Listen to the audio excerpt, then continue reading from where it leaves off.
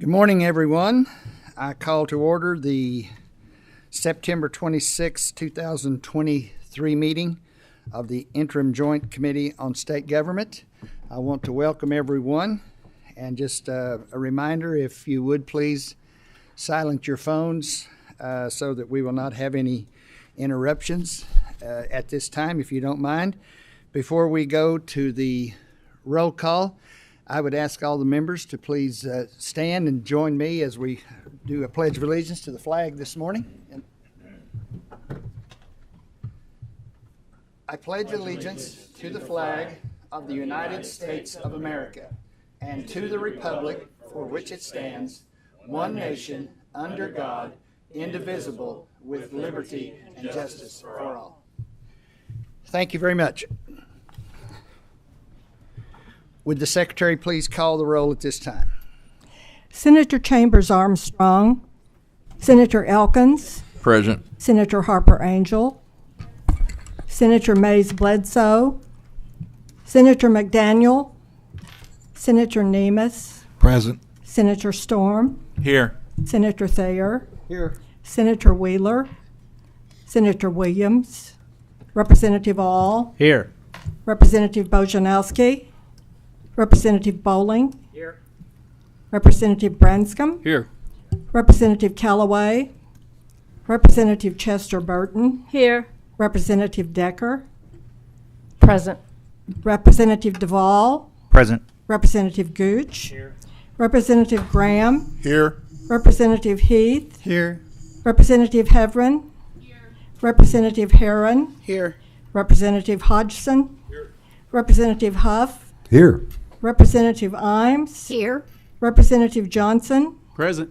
Representative Cook, Representative Derek Lewis, Representative Scott Lewis, Representative Maddox, Here. Representative Moser, Representative Rawlings, Here.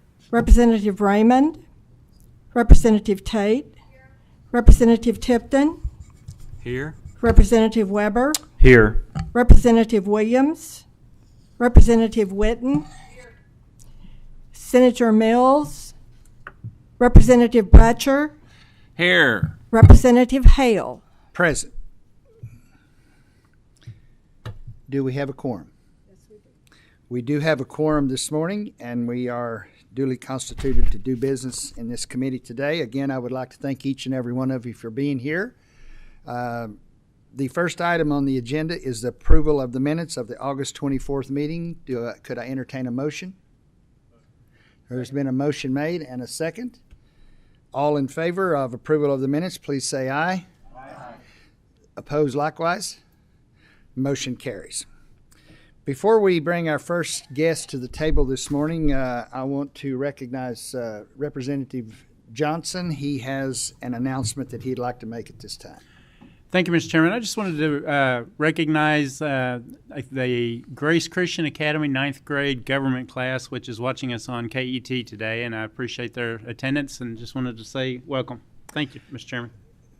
Thank you, Representative Johnson, and we welcome this class watching us today. Does anyone else have any guests you'd like to introduce? Seeing no other individuals with guests to introduce today, we will go to item 3. Our first item on the agenda today is to call to the table for some folks from the State Board of Elections. Would those folks that are with us today and going to testify please come to the table at this time?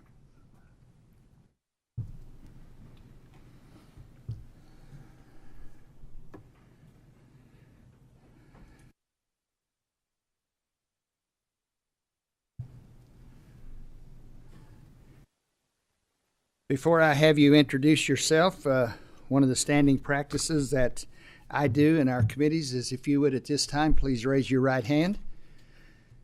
Do you solemnly swear or affirm to tell the truth, the whole truth, and nothing but the truth, so help you God?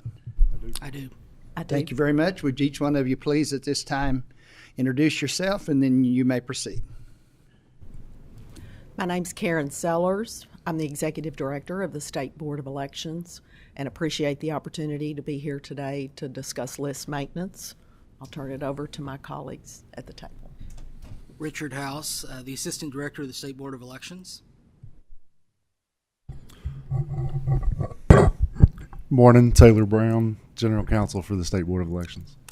Well, good morning. We welcome you again to our interim joint committee this morning. And Ms. Sellers, if you want to proceed, or whoever wants to go first, you may proceed with your testimony at this time. I'm going to turn it over to Taylor. He's ready to. Yes, sir. Go right ahead, Move on. please.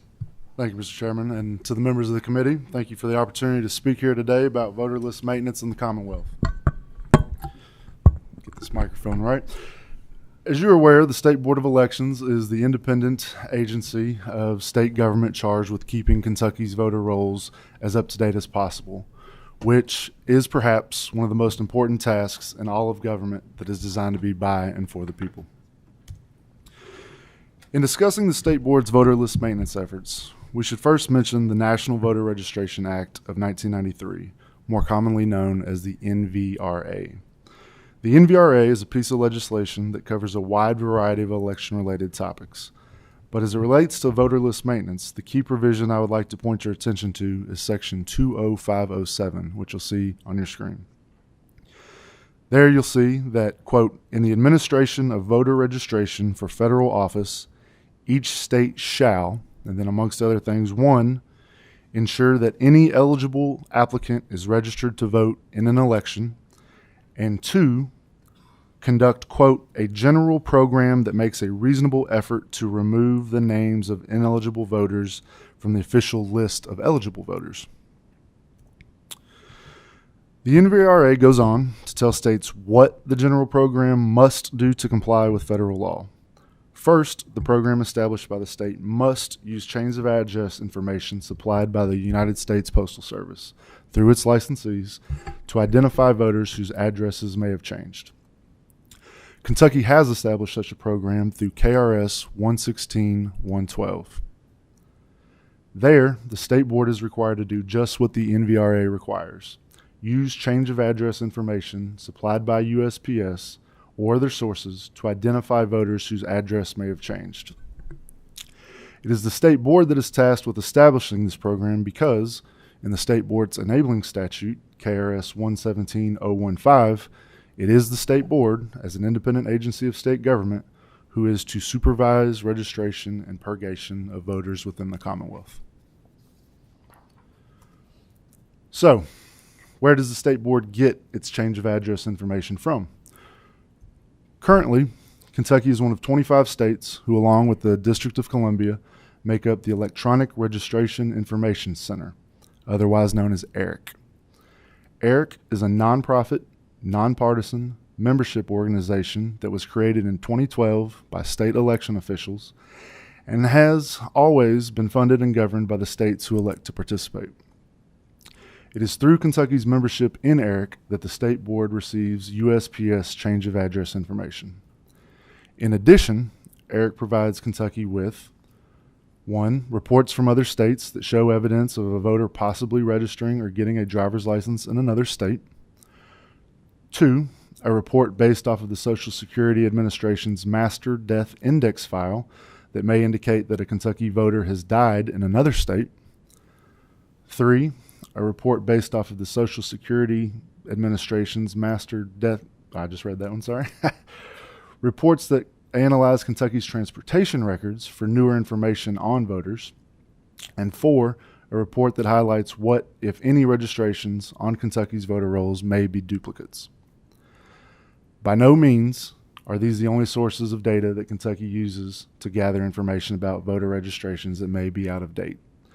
All of these reports are valuable to the Commonwealth, not just the USPS report, in conducting voter list maintenance. But before I go further, I wanted to discuss one of the reasons Kentucky is a member of ERIC and one of the reasons Kentucky's total number of voter registrations so closely mirrors what the Census Bureau estimates our total voting age population to be.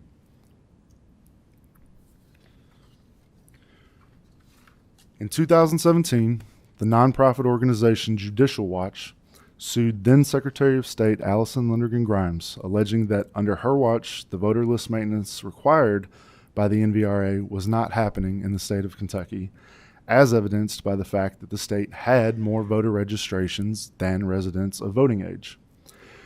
In 2018, the United States Department of Justice also joined the case as an intervening plaintiff. They also alleged that the former secretary was violating the NVRA. I should note that at the time, the State Board of Elections was not an independent agency of state government like it is now.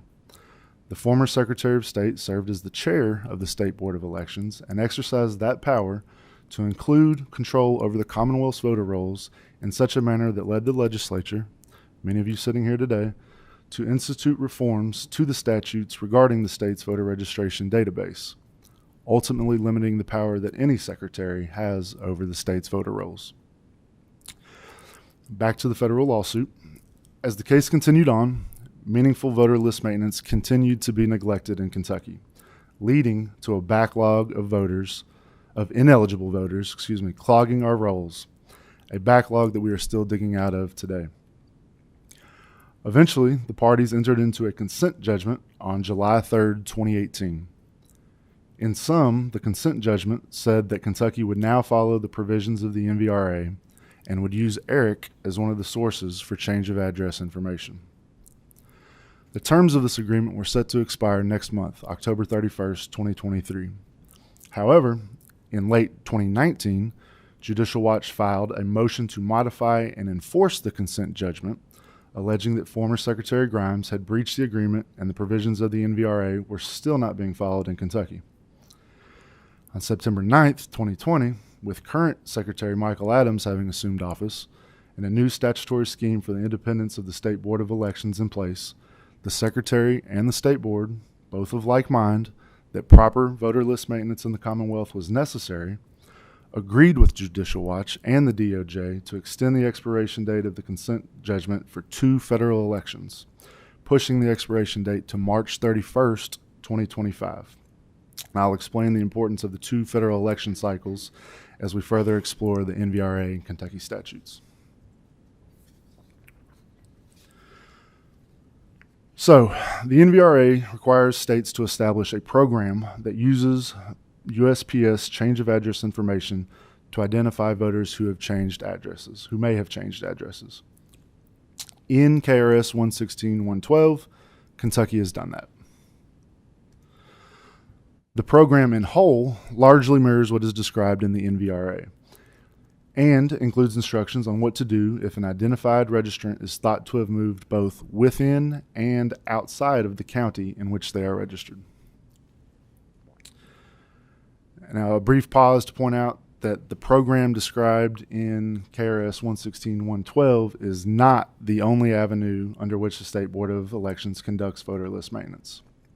Under KRS 116-113, the State Board of Elections may remove a registration, 1, upon receipt of notification of death from the Cabinet for Health and Family Services or other reliable sources, 2, upon notification from a circuit clerk that a person has been declared mentally incompetent, 3, upon notification from a local or state jurisdiction that a voter has registered to vote outside of the Commonwealth, and 4, upon notification that a person has been convicted of a felony offense.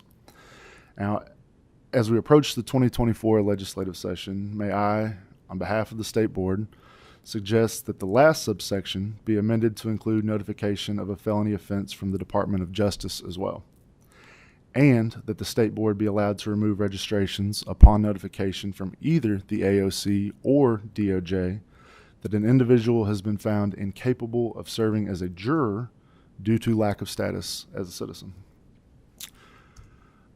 Back to the NVRA program-related list maintenance. This is where our KRS 116-112 begins to borrow NVRA language as to process. If it appears that a voter registered in the state of Kentucky has moved, we send them a postcard. What type of postcard they get depends on what kind of move, but the postcards largely look alike. With their names owing to the sections of the NVRA where the types of postcards are codified, a citizen who has moved may either receive a 8C1 on the left or an 8D2 postcard.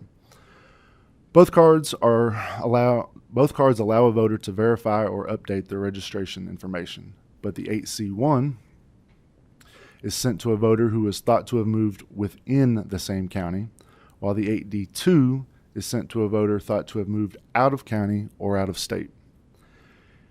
If a voter fails to respond to an 8C1 postcard, nothing happens to the voter's record.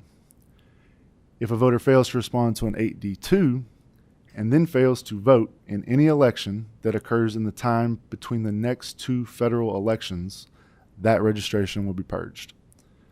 The two federal elections being the prescribed time period in both the NVRA and KRS 116-112. To reiterate, both cards look very similar, and they are both returnable, forwardable, correctable, postage prepaid postcards. 8C1s go to voters thought to have moved within the county, and 8D2s go to voters who have thought to have moved out of the county, as well as those who have not updated their registration or voted in the previous 4 years.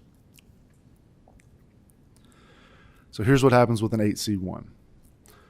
The postcard is sent to the address the voter is thought to have moved to within the county. If a voter confirms an in-county address other than what is on the postcard, because the postcard has been forwarded, the voter's record is updated to the new in-county address. If the voter confirms the existing address on the postcard, the registration is left unchanged. If the postcard gets forwarded to another address outside of the county, the postcard also instructs the voter on how to cancel or update their existing registration. If the voter takes no action after the receipt of an 8C1, the registration is assumed correct.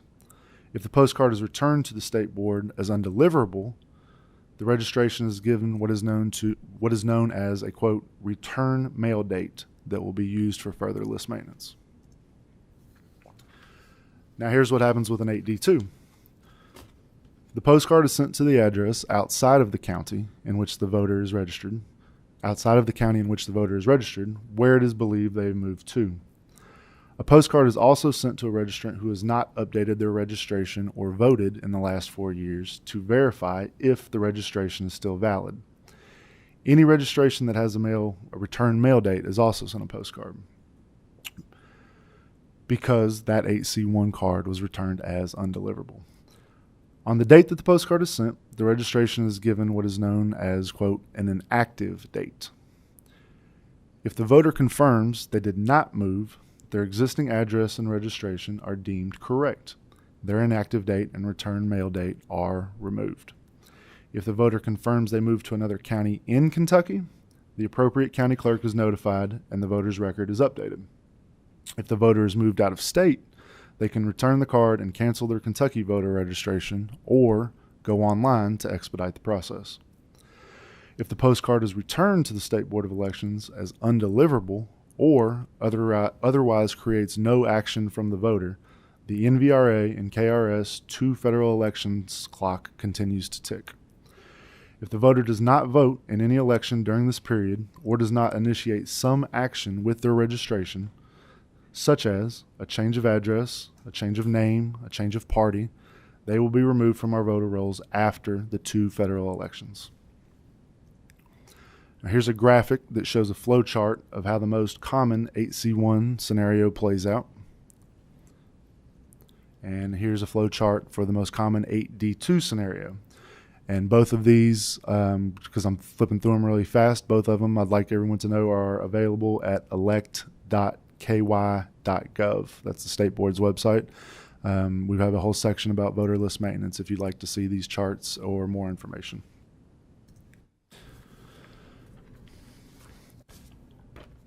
As you all are surely aware, the State Board presents monthly to the Kentucky County Clerks Association. County clerks are the boots on the ground conducting the actual voting in each of our 120 counties. As such, they are often one of the first elected officials to hear questions from constituents about voter list maintenance. Here are some of the reminders that SBE has given the clerks that they may also help today for those listening. Number 1, it is perfectly normal for voters to get a postcard at their address for a former resident. It is a good thing because it helps to make sure our voter rolls are as up to date as possible. The process does take some time, however, because we don't want to remove any registration that is not proven to be inactive, and for nearly a decade, voter list maintenance was not performed as it should have been in the state, so we are catching up. 2, it is perfectly normal for a voter to get a postcard addressed to themselves. Again, this helps guarantee we have the most up-to-date records possible. 3, just because a voter receives a postcard does not mean they have been purged. It is just one step in the state's voter list maintenance process. 4, no voter registration is removed under this process simply for a person's failure to vote. For a registration to be purged, it must be proven to have been inactive over the course of at least 2 federal elections. This is just a brief primer on what voter list maintenance looks like in Kentucky today. In February, the first time we conducted a purge pursuant to the NVRA and KRS programs, we removed over 127,000 registrations from Kentucky's voter rolls that had proven to be inactive with the process I've just described today. Many, many more will come off in the years to come as we play catch-up and more federal election cycles pass. Since 2020 alone, the State Board has sent out over 830,000 postcards, so you can expect to see our rolls get more accurate year after year. And accurate rolls can only help to boost citizens' confidence in the integrity of their elections, meaning that clean voter rolls are good for all Kentuckians. And with that, I'd again like to thank everyone here for the opportunity to have this discussion. We're here to answer any questions you may have today about voter list maintenance, and we welcome any further, more detailed conversations about the subject that we can have in the future. Thank you. Thank you very much. We certainly appreciate your time being with us today and your testimony. I know we had this actually on our last month meeting, but we felt like that the time constraints, we needed to bring you to this meeting, and I want to say thank you all for coming today. I know the rescheduling may have been a little bit difficult, but I have some questions, but we have a lot of members already signed up to ask questions, and so I'm going to defer to them because I'm sure some of their questions will be the same that I had. The first individual is Representative Hodgson. Representative Hodgson, you may proceed, please. Thank you, Mr. Chairman. I've got several questions here. First off, the statement, the things you mentioned about getting information from the DOJ, I am going to make sure those are incorporated in BR 24 and voter roll cleanup. So those are excellent suggestions, and I do concur. And thank you for the cleanup efforts that we've been going through. Questions regarding the consent decree. Section 31 requires the State Board of Elections to publish a comprehensive plan to remove voters from the rolls. And is that plan published anywhere? And can we have a copy? Where can we see that? So, yeah, sorry. The website that I mentioned, elect.ky.gov, we've got a whole section there that has the flow charts, has everything that we're doing. There's a report that is year by year that describes the efforts that we're doing. You can look, I think 2019 is the first year, and up through today, they're with the change in administration, how that reporting was done, when it was done, changed. So it may look like it's last year's information for this year, but that's just the reporting, the way the reporting happened. We should be putting out the new report here, I'd say, in the coming weeks. Okay, so you will be meeting the September 30th deadline per the consent decree? Yeah. Okay. I was able to look at your reports and do a little statistical charting and graphing on that. It appears that Kentucky has a typical death rate of between 40 and 50,000 individuals a year, but your report on the number of people removed for deaths, in 2019 you're at 10,000, and in recent years you've been under 1,000 for people removed for deaths. Can you explain that discrepancy? It would appear that we've got a statistical backlog of a couple 100,000 people that have died and not been removed. Sorry. Karen, I don't mean to take all the questions. I would say our information is only as good as the sources we're getting it from. The Social Security Master Death Index file, the cabinet, those are the records we get. The statute does say other reliable sources as well. We've got a number of counties that are lucky enough that they have the manpower to spare staff that will actually go through their local obituaries. I know a local clerk who has a relationship with the funeral home, and from the state board's perspective, we're relying on what records we have. As it relates to death, the counties are also doing their own thing to supplement that, but we're only as good as our source on that. Well, let me rephrase that question. Sure. Since the consent decree was established, we've probably had around 200,000 people die in Kentucky. We've only taken, let's say, 12,000 off for reasons of death. We're paying good money to Eric. Social Security Administration has a death index. CHFS has a death index. Surely somebody in that chain knows how many people have died in Kentucky, and we can reliably remove those folks. Why have we not? Well, again, we use the records that we have. I don't know if Karen wants to speak to the COVID part of that. I know COVID did play a factor in the accuracy of those records from both the state and the feds, but I don't know if you want to get into that or not. I don't have a lot of good information about that. I have, from other sources in other states that have talked about the COVID deaths did have an effect on trying to get some of that caught up. I haven't looked, personally, I apologize that I haven't looked at the statistics and added up the number of deaths that we've taken off since 2020. Representative Hodgson, if you could, we're going to circle through, and I'll come back to you. We have a lot of people signed up. If you don't mind, please. All right. Representative All, you are next on the list. All right, I'll try to keep it brief. I am a Davis County boy, so I want to remind everybody that our own great Senator Ford was the person who was the primary sponsor in getting the NVRA passed, so we're proud of that. Proud of Richard for his service to the Commonwealth, both at the local level and the state level for a long time now. I do want to thank you guys for continuing to participate in ERIC. I know there's some pressure out there from some fringe groups in other states that are trying to push states out of participating, and from everything I've listened to, it is the way to go because it's the only way to get cross-state information around the moves to stay accurate. So I want to commend you all for continuing to participate in the ERIC program. I do have a follow-up to Mr. Hodgson's question there.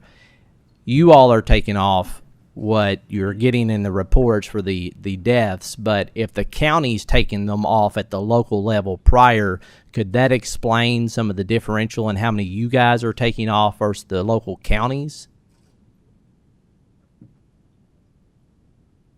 Well, I do know that I did looked at this. In the local counties, we do get, and the state board does get, a weekly updated list from the CHA, the vital statistics in Kentucky, and I know that they do that. We do purge on a local level every day. Sir, could you pull your mic a little bit closer, please, so sorry. we can hear you good? I have a soft voice.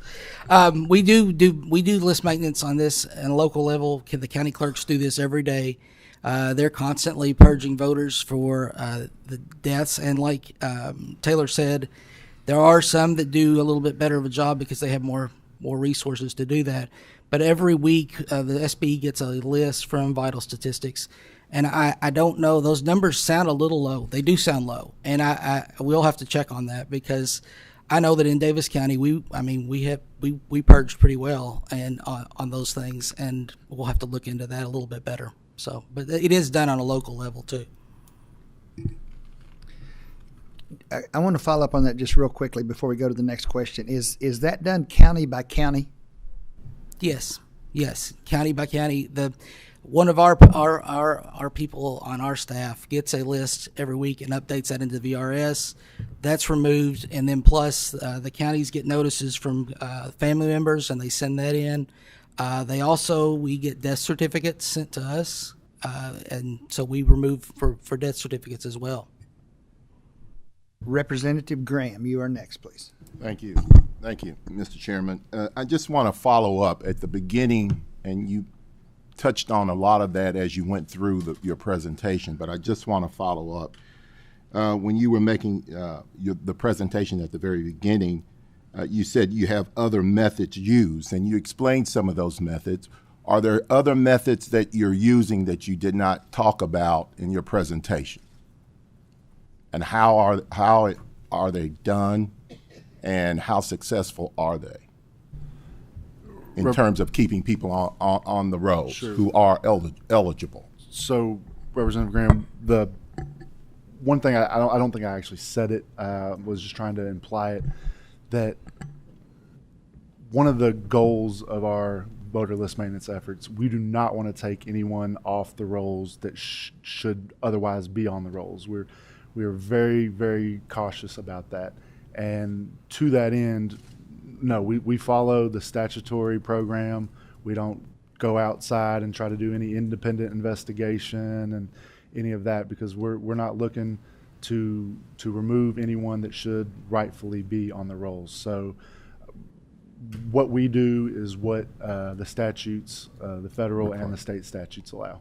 So when an individual is accidentally purged, they just have to notify the county clerk that that information was incorrect, and they're still at that particular address. Correct. And so what you're saying, that there are methods to protect every voter in this Commonwealth to make sure that they are guaranteed when they show up to the polls that they will be able to vote. Correct. No, and there's no one who's been denied the right to vote. correct.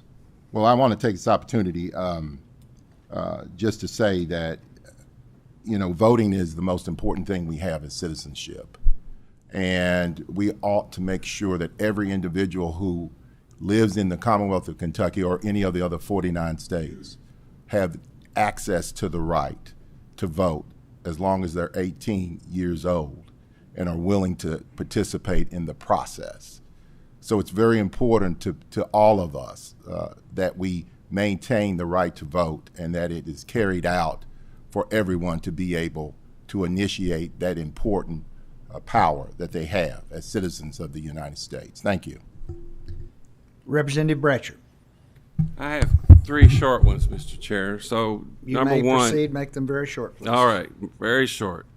If you don't vote, say hypothetically 20 times, but you're registered, you're saying that you will remain registered unless otherwise proven that you're not at that residence. Right. If you've been registered since the day you turned 18 but have never voted, what we will do, what we've started doing since the consent judgment and Secretary Adams' tenure, we will send, once those two federal elections hit and you still haven't voted, we've noticed that you haven't voted, that's what I just said, we're going to send you a postcard and just say, hey, we've noticed no action with this registration. Is this still a good address for you? Are you still wanting to be a registered voter? And then presumably the voter will take some action. Like I said, the postage is already paid on the postcard. All they have to do, check it, send it back in the mail. They can go online if they'd like to, as I said, touch the system to update somehow if they want to change their party or anything like that. That'll get it as well.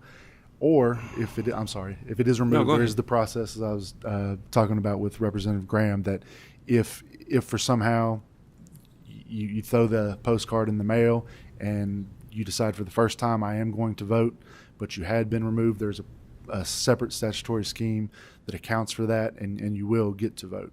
So, Can we statutorily remove Eric, say next session or the session after that? Or this consent decree cemented in, or what? it's in federal court. It's agreed upon by the parties.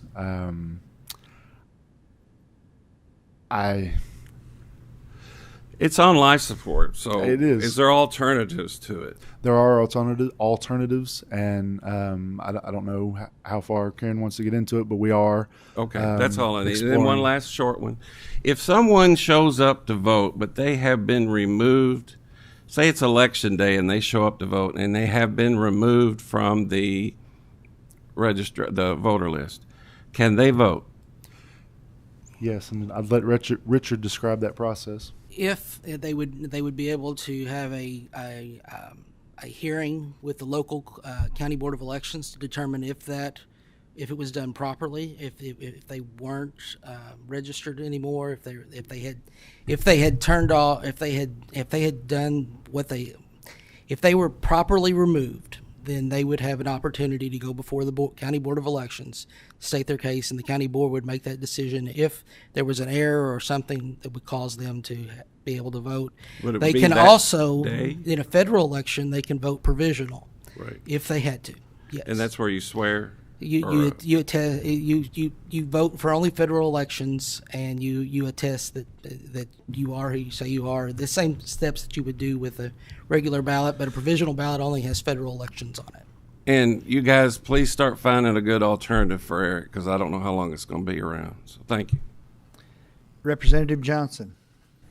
Thank you, Mr. Chair. A couple of quick questions. And my first question, I'm going to kind of throw you a curveball. It's not part of your presentation today, but it was brought to my attention, KRS 116035, and it talks about residency and identifying the residence of a voter. And one part of it talks about for a homeless person that they can identify a shelter, like to be brief, as their home of record, or basically any other public building. And I'm trying to understand why we would have had that any other public building part in there. And maybe this is on us for putting it in there, but is there any justification for having someone be able to use, for example, in Owensboro, the Bluegrass Museum and Hall of Fame as their residence of record? I can answer that one specifically for Owensboro. The Bluegrass Museum, as Representative Johnson knows, was the state building at one time.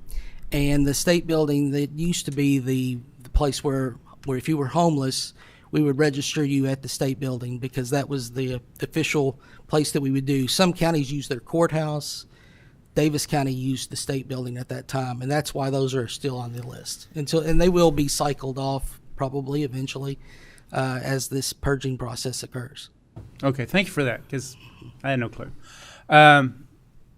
An issue that's been brought to my attention multiple times is that we, and of course I'm thinking Davis County, we have more registered voters, if I get this right, more registered voters on the list than we do eligible adults in Davis County.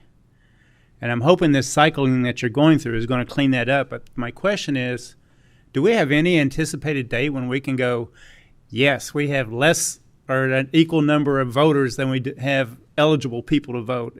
Can we have some hope that this is going to happen in the near future? Yeah, I can't give you an exact date, obviously, but yeah, I think as I was saying, the more federal election cycles we go through, like I said, this was the very first one we did under this program in February, and we removed 127,000 registrations that were ineligible, and those numbers are just going to snowball. And as each year passes, as more federal elections pass, yeah, we're going to continue to see more and more, and ultimately get more in line. Yes, Davis County is not alone in that. A lot of counties in Kentucky have that same oddity with the percentages there. But given, I would say sometime this decade, in the 2020s, that we'll start to get under there, especially as we have the presidential election next year, and then 26, obviously, another federal election. We'll just snowball that. God, I hope it would be a snowball and not turn into a trickle. If Absolutely. you understand what I'm saying. Absolutely. And finally, very brief comment. I'm going to echo the concerns we've had about the number of voters that have been taken off the list compared to the number of deaths that we actually have in Kentucky. I could see a percentage difference in that, but when you're talking a factor of 5 or whatever, hundreds of percentages, I don't get it. We've got to find a better way to do that. And I don't think saying that we're only as good as our source is going to do it. Find a new source, please. Absolutely. All right. Thank you, Mr. Chairman. Appreciate your indulgence. Thank you. Representative Tipton. Thank you, Mr. Chairman. Thank you all for being here today and discussing a very important topic. First point, and especially for our students who may be watching and others, I just want to clarify a point that was made, and I think it may just be terminology, but local county clerks, local officials cannot purge or take any voter off of voter registration. What they can do is submit information to you all, and you all follow up at the State Board of Election and actually remove that voter. I am correct in that. Absolutely, yes. 100%. I just want to clarify that for the public so there's no misunderstanding there. And a lot of my questions have been asked, but one question you all referred to, citizen verification. Of course, our Kentucky Constitution states that an individual must be a United States citizen to vote. And when you all are doing citizen verification on this list, or even when a person registers to vote, how is their citizenship verified and affirmed? I'll let Richard speak more to the registration part of that question, but I would answer for the removal part of that question with an offshoot of how I answered Representative Graham's question, that we're not an investigatory body. We follow what the statutes allow us to do as it relates to voter list maintenance. Right now, there's nothing that says we have the ability to research any individual's citizenship status, so we don't do that. If that was one of the suggestions, that if a source such as AOC or DOJ or any other various agency could provide that with us, I think that would be a very valuable tool for us. But On the registration part, when you sign a voter registration card, you're attesting that you are a U.S. citizen. So there would be a criminal penalty if you're caught. I will tell you that we have people that go to driver's license or the regional driver's license offices, and they sign up, and they're not a U.S. citizen. And I will tell you, I've had, and personally, had people that come to our office because when they're seeking citizenship, when they're going through the process, if they're found to have done that, that can throw their citizenship out. Put their citizenship opportunities in jeopardy. So I've had literally little ladies come to the office crying because they didn't realize what they did at driver's license. So I think that's part of the thing is that people are aware of that and they know that. But as far as a checking system, I guess it doesn't. I guess there's not really one in place yet. We still have two more people on the list, and we need to move along rather quickly if we can. Representative Decker, it's your turn. Yes, thank you. On that same point, Heritage, as you probably know, has a state scorecard that lists and ranks states for voter integrity. After the 2021 legislation that you all worked on, we went up 3 points. Last year we went down to, not because we passed bad laws, but because other states did more than we on certain points, and this is one of them. The verification of citizenship. They give us 0 points out of 2 for using the systematic alien verification for entitlement, the SAVE program.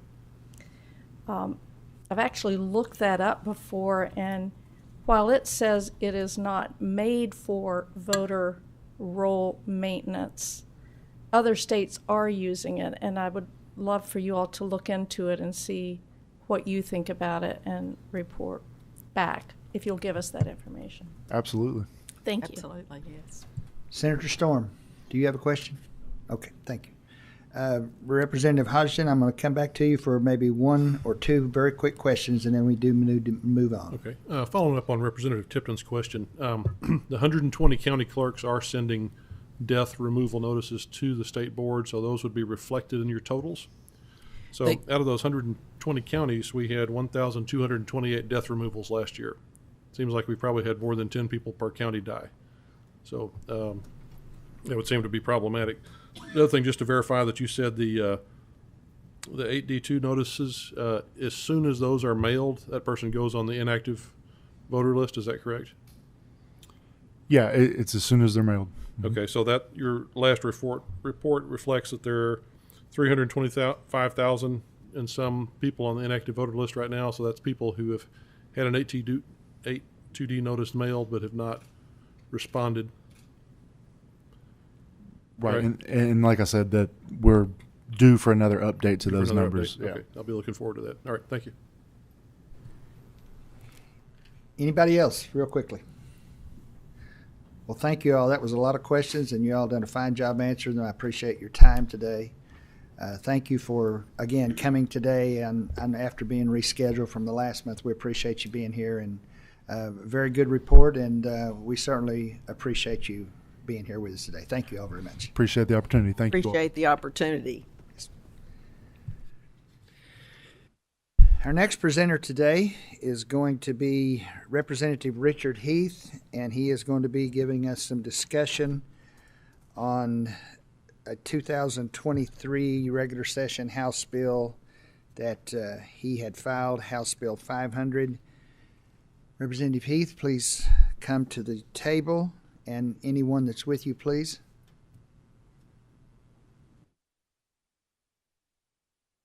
Before you both introduce yourself, would you please both raise your right hand at this time?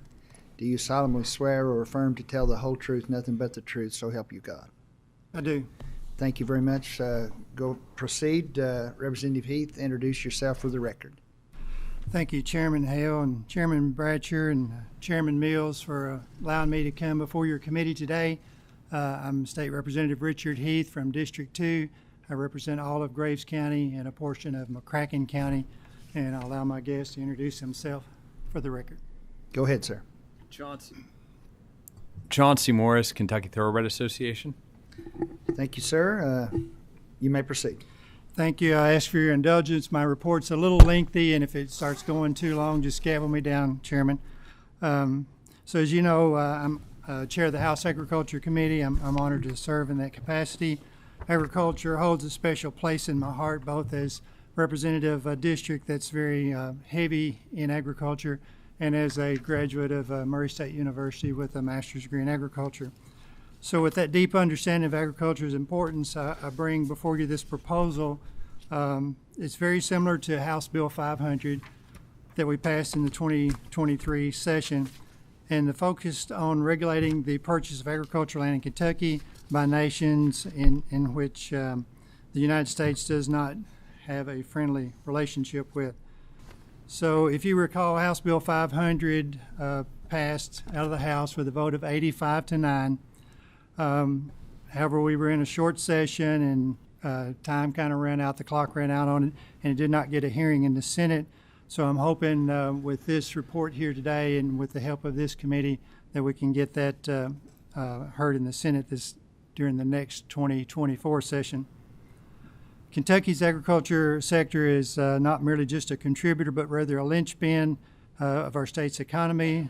Statistics emphasize this importance, with agriculture accounting for $45 billion in annual economic input, representing 20% of Kentucky's total economy. It provides employment to over 260,000 individuals. This touches the lives of 1 in 5 residents. So our state excels as a top producer of beef, poultry, soybeans, and corn, bolstering a vibrant agribusiness environment. Moreover, Kentucky's distinction as a global leader in thoroughbred breeding enhances its agriculture powers. Beyond financial contributions, agriculture is integral in sustaining rural communities, preserving our cultural heritage, and promoting a reasonable land stewardship. The need for legislation like House Bill 500 arises from growing concerns about foreign investment, particularly from nations with malicious intent. This proposed bill draws inspiration from similar measures adopted by other states as diverse as California and South Dakota, along with nations like Australia. Just in 2023 alone, 15 states, Alabama, Arkansas, Florida, Idaho, Indiana, Louisiana, Mississippi, Montana, North Dakota, Oklahoma, South Dakota, Tennessee, Utah, Virginia, and West Virginia have enacted legislation addressing foreign ownership of agricultural land. Many of these states were addressing concerns regarding the purchase or attempted purchasing of large tracts of agricultural land near military installations. In 2022, a Chinese firm bought 370 acres for a corn milling plant that would have been located about 12 miles from Grand Forks Air Force Base. The Grand Forks Base is home of the 319th Air Base Wing, including surveillance drones and overseas satellites in the U.S. military's communication network. Air Force officials wrote to officials in North Dakota saying that the military considered the plant a security risk, and after that letter, the local officials switched course and voted to end their agreement. Since 2016, a company owned by a Chinese-based real estate tycoon, and I don't speak Chinese, so forgive me if I butcher the name, but Sun Wanxian has spent an estimated $110 million buying up land in Valverde County, Texas. Valverde County is home to only about 50,000 people, mostly hunting ranches, but it's also home to the Laughlin Air Force Base, a training ground for military pilots. In less than 2 years, Sun bought approximately 140,000 acres near the base through subsidiaries he controls. Since 2018, a business named Flannery Associates, LLC, has purchased 55,000 acres of farmland in Salone County, California. There's been no activity or plans developed for the land, and there are major concerns about about who Flannery Associates is, and the land question is extremely close to the Travis Air Force Base. All these examples come as federal investigators have publicly stated that examining a Chinese-based malware that potentially has the capacity to disrupt military operations across the country. The bill explicitly prohibits the purchase of agricultural land by nations listed on the federal code under 22 CFR section 126.1, encompassing those nations with which the United States does not maintain friendly diplomatic relations. The nations are listed as Belarus, Burma, China, Cuba, Iran, North Dakota, Syria, and Venezuela. Additionally, it restricts non-residential aliens, foreign businesses, agents, trustees, and fiduciaries associated with governments from these nations from acquiring agricultural land. So Can I just interrupt you a minute, Yes. Representative Heath? Yes, sure. I think you meant to say North Korea instead of North Dakota. Oh, well, thank you. I appreciate that correction. I was reading a little too fast there. Good catch, Chairman. I didn't mean to interrupt you, but I just wanted to make sure North Dakota had not become a country of its own. Yeah, I appreciate that. Not yet. Yeah. You may proceed. I'm sorry. I'm sure the governor of North Dakota appreciates that correction too. Go right ahead. I apologize. From a national security perspective, the bill provides critical infrastructure protection, foreign ownership of agricultural land, especially by those with whom we do not enjoy positive diplomatic relations, raises legitimate concerns about its use and potential vulnerabilities. This will allow state authorities to evaluate foreign acquisitions for any potential security threats. By taking a proactive steps, identify and mitigate these risks, our overall security posture will be strengthened. Another compelling aspect of the legislation is its role in preventing market manipulation by foreign nations. The bill would empower Kentucky to gain insight into intentions of foreign investors in the agriculture sector.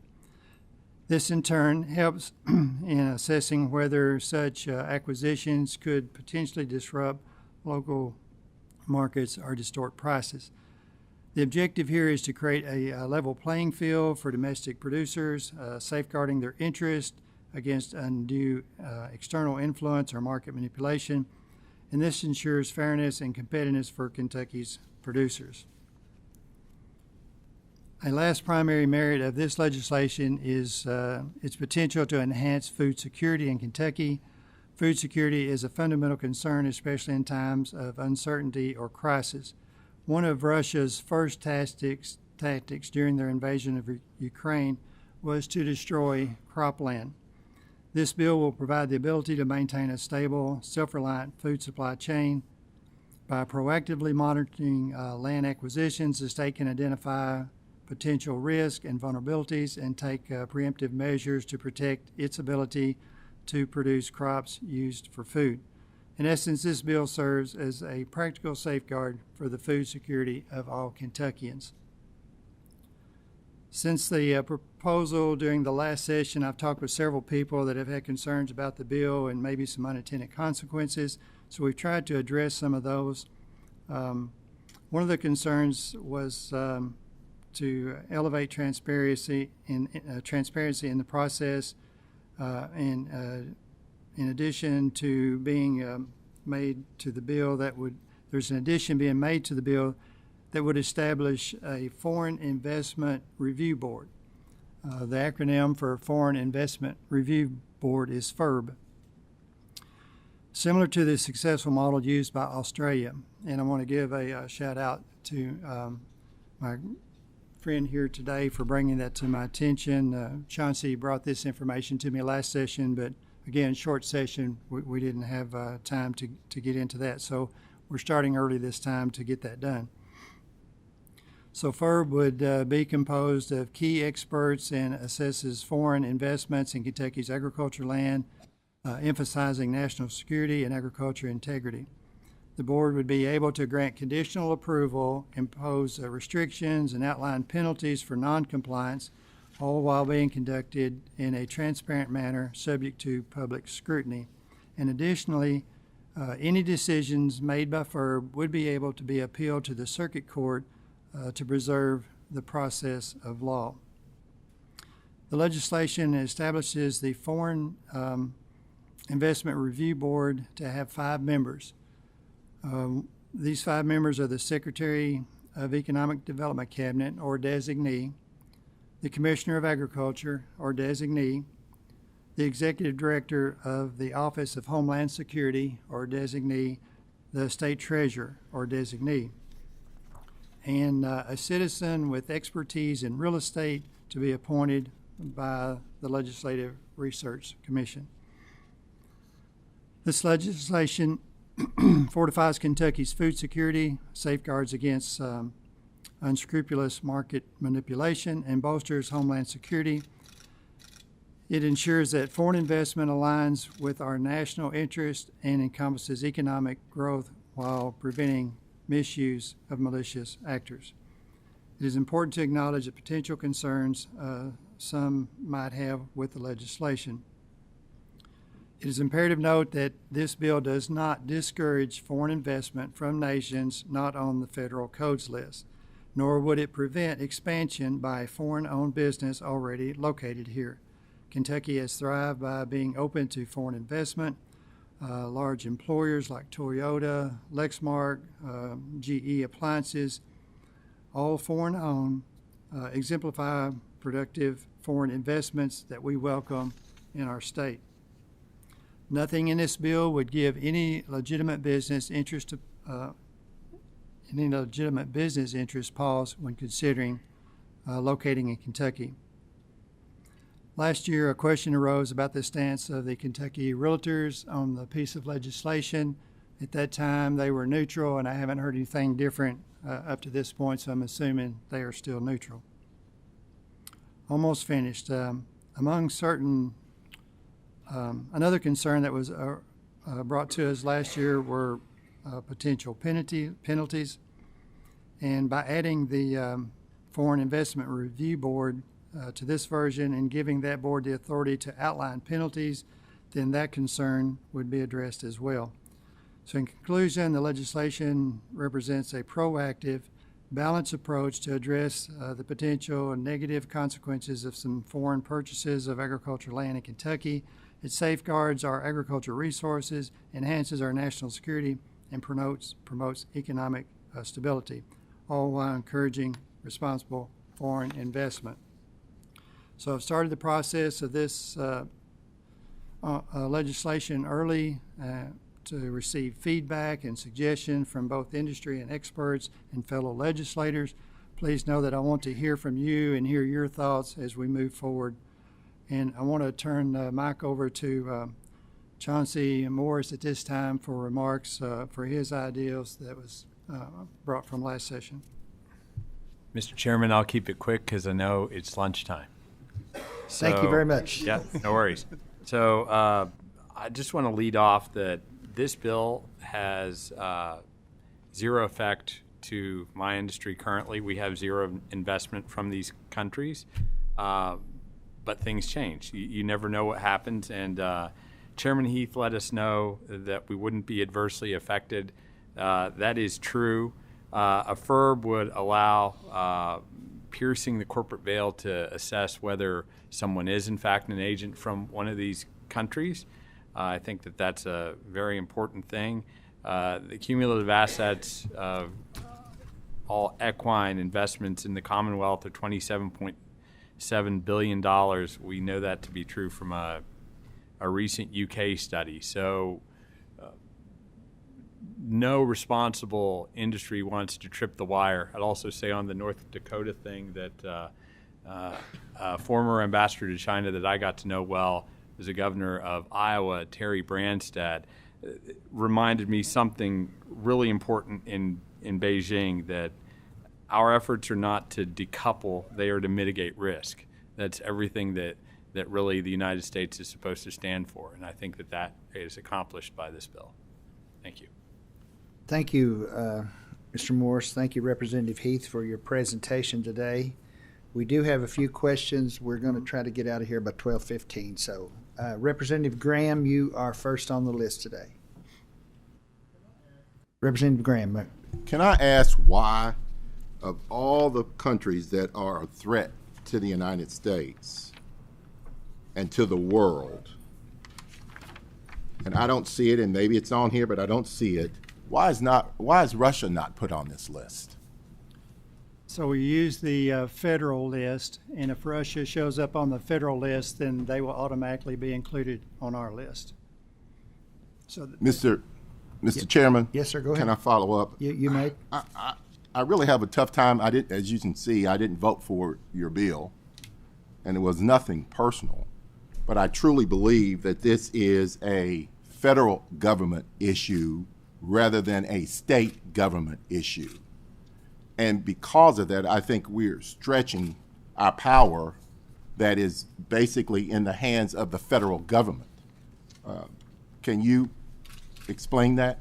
Sure, I would agree it is a federal issue, and I think we've known from past experience that when states pass legislation on state level and enough states cross that threshold, then the feds start paying attention, and that's our hope with this. I agree the feds are looking at it.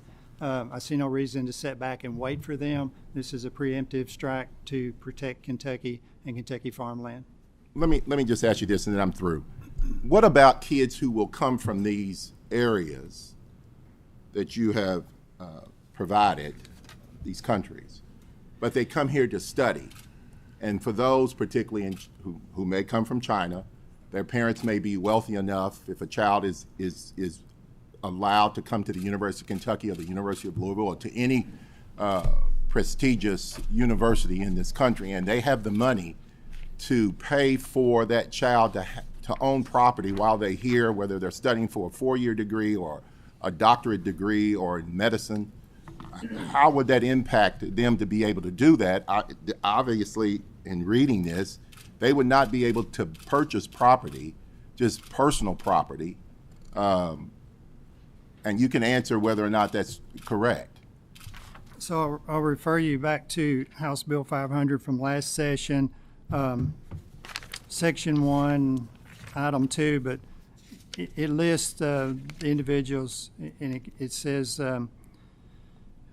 after the effective date of this act, so non-residential alien, foreign business, agent, trustee, fiduciary associated with the government of any of those countries. So it specifically said those individuals are tied to the government is the way I understand it. So if they're here as just a citizen of that country, I don't think this applies to them. Thank you, Mr. Speaker. Yes, sir. Chairman. Representative Johnson. Thank you, Mr. Chairman. First off, Representative Heath, thank you for your work on this. I think it's very important. I do have a question, and my question is, does this go far enough? If this is strictly dealing with agricultural land, there are other properties, I'm sure, adjacent to our military installations and other sensitive areas that are also of concern. Should this bill also include other types of land, other types of property, or should it be a separate bill, or am I just going too far? I don't have a good answer for that. I'm open for suggestions. That's one reason for presenting this early.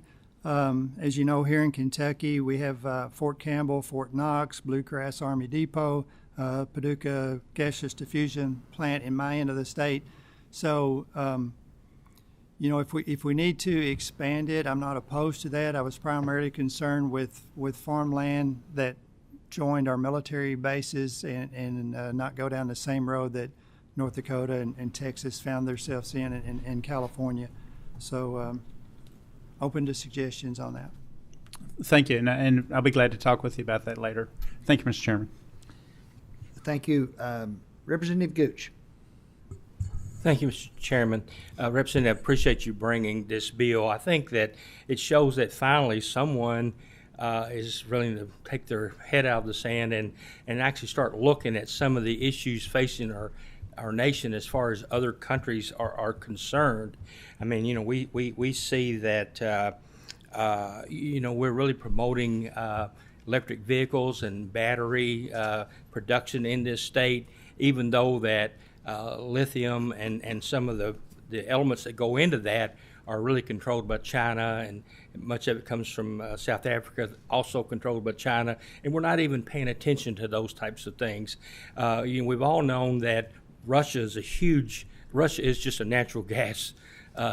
That's what the country is, natural gas facility, and we've known for years that because they are so much dependent on natural gas, and they sell so much of it, and we actually know that they have in the past funded our environmental communities' efforts to outlaw natural gas and other fossil fuels. So, but we pay no attention to what these countries are doing or their motives or actually how it affects our country, and it's time that we stop doing that.